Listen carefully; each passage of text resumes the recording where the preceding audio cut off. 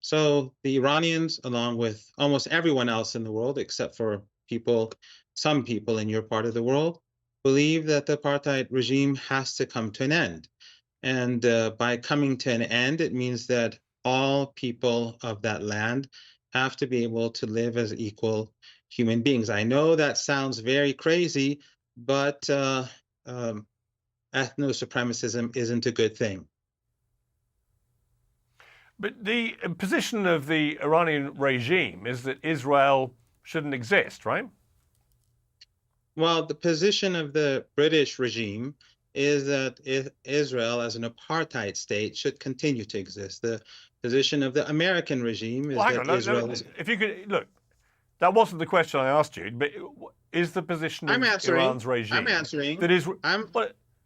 Yeah, but what is the answer to that question? I think Professor Muhammad already answered this. He said that Israel should be a place where, regardless of your religion, you have equal rights as human beings. I'm not sure why he needs to re-answer the question. I'm getting there. The position of the American regime is that apartheid should continue. What Iran has been doing in the last few years, if not decades, has been supporting via proxy groups like the Houthis in Yemen, Hamas in Gaza, Hezbollah in Lebanon, funding and helping to train them to commit acts of war against Israel, firing endless rockets, and as we saw on October the 7th, committing an act of heinous terrorism. So it's not quite as simple as you're trying to picture this, is it? Iran has had a vested interest in supporting terror against Israel for a very long time. It seems like Piers is forgetting to mention that it is in fact America and the West that has been fighting a proxy war in support of Israel for over 70 years, sending money, sending weapons, etc., to support a ethno-supremacy state, which has ended up killing thousands of Palestinians, innocents, and also starting wars in Iraq, for example, that have killed millions, supporting attacks in Syria, which have killed hundreds of thousands, supporting attacks on Yemen that have killed hundreds of thousands.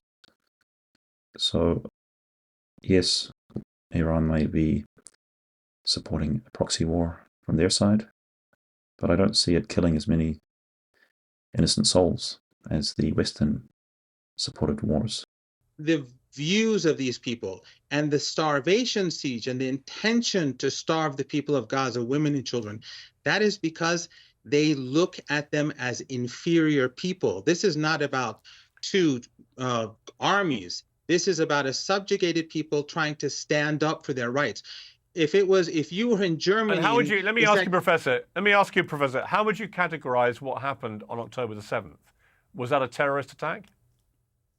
No, it was a retaliation of a people who were imprisoned and who were starved and who were regularly battered, and people who were imprisoned so you think, just to be clear, you think that the slaughter of 1,200 people, the raping, the maiming, the incinerating, the mass murder that went on that day by a group whose own spokesman, the Hamas spokesman, said days after that, on television, on camera, that Hamas was wedded to committing the same act again and again and again, as often as it could, which actually is the purest personification of the genocide that you're talking about. You don't condemn that. So this is Piers's favorite go-to question. And I think what you're about to find out later on is why he asked this question.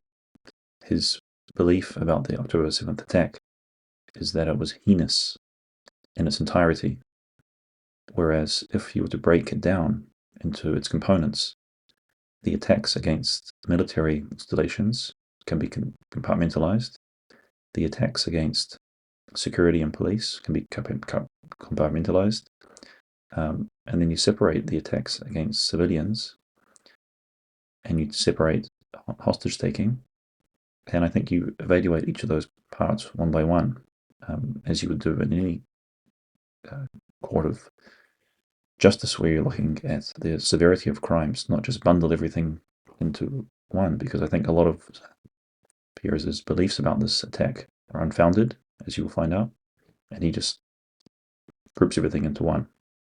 I've talked to top reporters who've covered this. Well, but talk to I'm them interested that too. you only. You But don't I'm also have this interested that you evidence. only.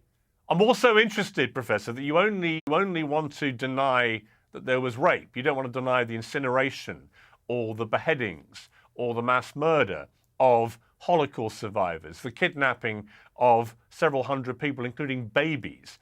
I mean, do you condemn any of that, or do you think all of that is justified? So as you can see, it seems like Piers has had access to some evidence that the rest of us have not. And I suspect that that evidence comes from some of his journalism friends who are linked or who are Zionist or have a vested interest in supporting Israel. However, as the professor mentioned, the Grey Zone does excellent reporting on this, and they have debunked some reports that have come out of Israel. And a lot of the incineration, for example, looks like it's evidence from Israeli weapons. Babies, I think he's going to ask what are the names of these babies? Where is the evidence? I think there was some claims around 40 babies being beheaded or something crazy like that. That was debunked. Babies put in ovens. That was debunked. So I'm not quite sure what evidence Piers is basing all of his strong beliefs and emotions on. If indeed he has seen factual evidence, then I don't blame him. But I think we all need to see it because it's very difficult to see his point of view. You supported it because at the UN Security Council, your regime, the American regime, and the French regime, they prevented the condemnation of the bombing of the Iranian embassy. So the world rallied behind Iran. And Iran said, we're going to retaliate. But what did Iran do? Iran played it very smart. They played 10 days of mind games with the Israeli regime, and then they declared that they're going to carry out the attack. So the Israelis and the Americans and everyone mobilized everything they had, and the Iranians sent hundreds of dirt cheap drones, a few $1,000s each, to fly, and it took 3 hours for them to get there. And then your Israeli allies spent, according to their own estimates, $1.35 billion to down drones that didn't cost probably $2 million for Iran. The Iranians did not use any of their new technology. It was all old technology. So the Israelis gained nothing, but the Iranians gained a huge amount of information about the capabilities of the Americans and the Israelis. And I must say that most of the things were done by the Americans, not the Israelis or the British or the French. And then the Iranians sent a series of old missiles that they had in stock for a long time, none of it with the latest technology.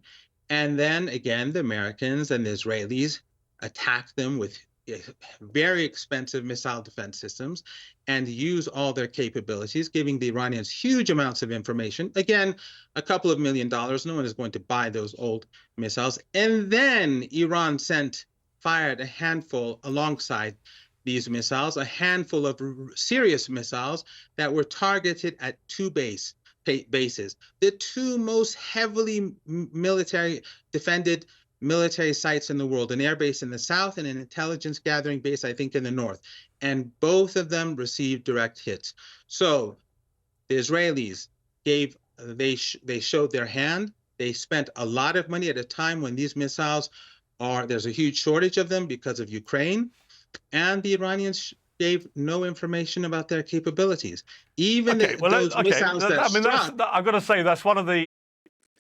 So, of course, Professor Mohammed at this point seems like a mouthpiece for the Iranian military, talking about the value of missiles and drones, etc.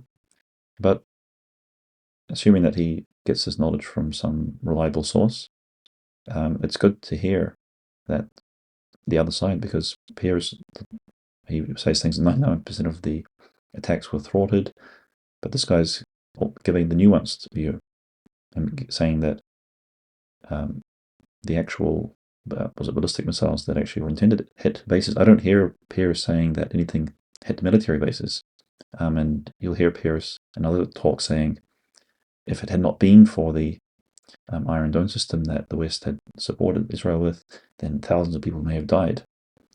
Whereas that narrative or this assumption has been thwarted by this guy, by the professor, saying they were just decoys, dummy missiles that were known to be hit, and the military bases were the actual targets which were hit.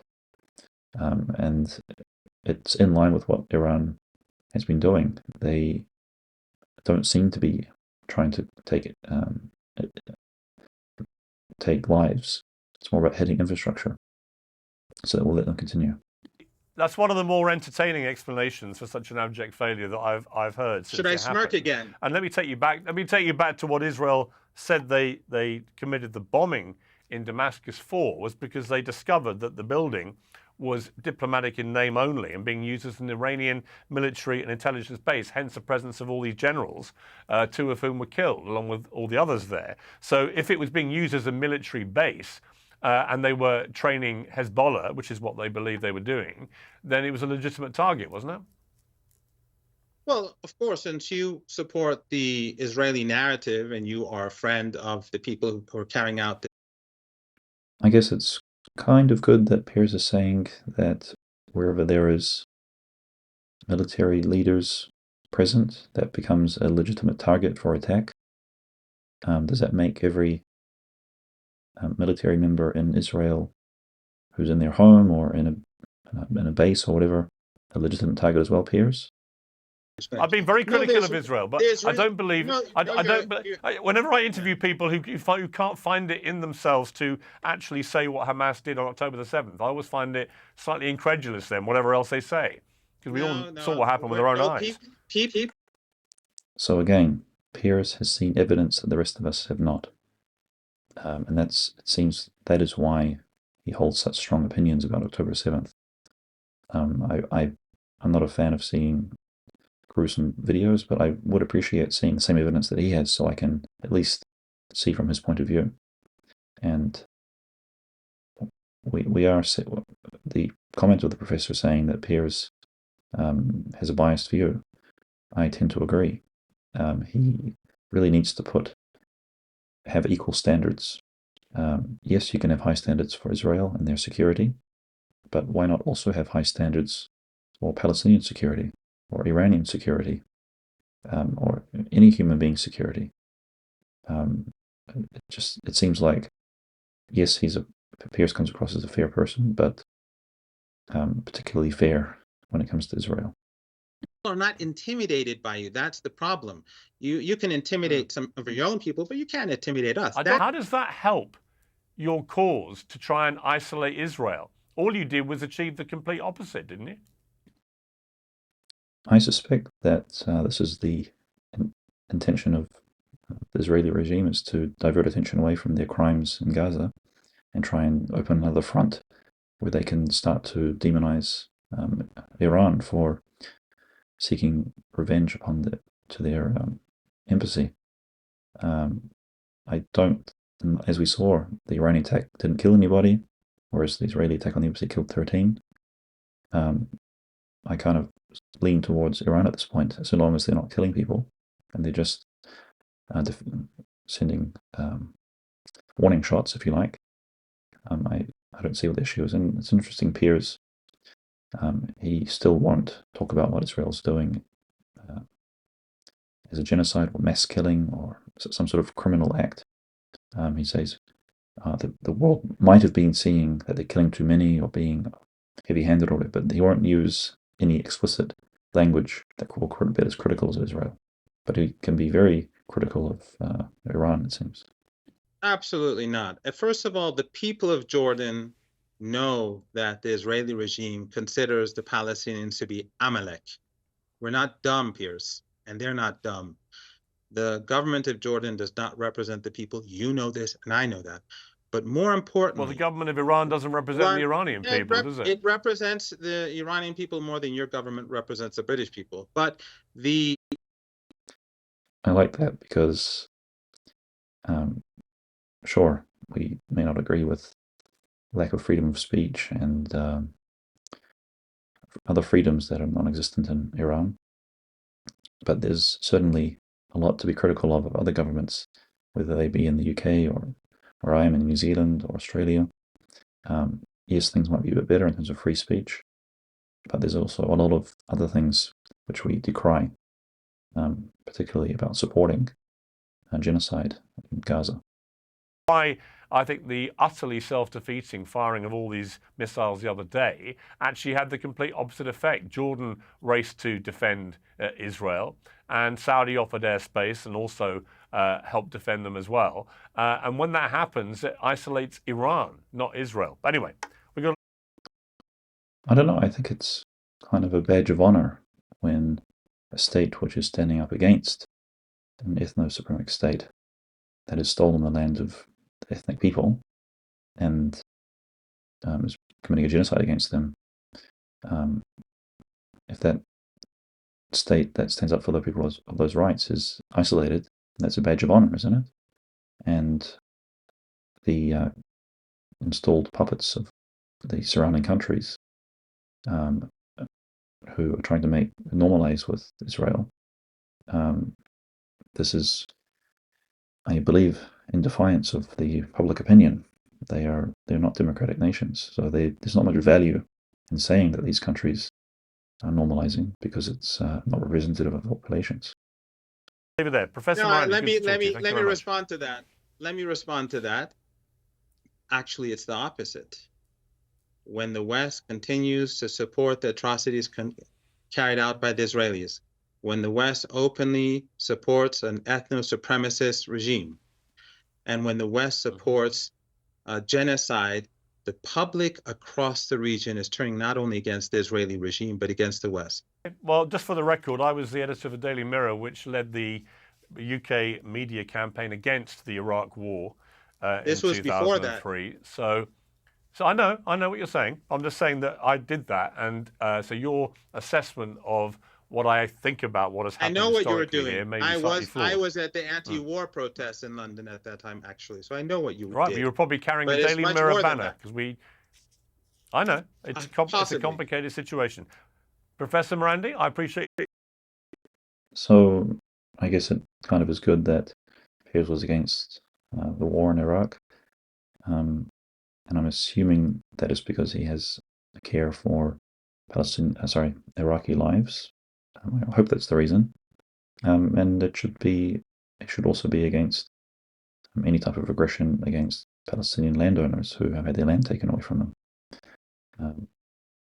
So anyway, but I do want to give credit to Piers for bringing on such speakers. I was actually hoping that he would bring on Professor Muhammad, and it's been good to have someone who can confidently speak and ask for evidence for claims that Piers makes.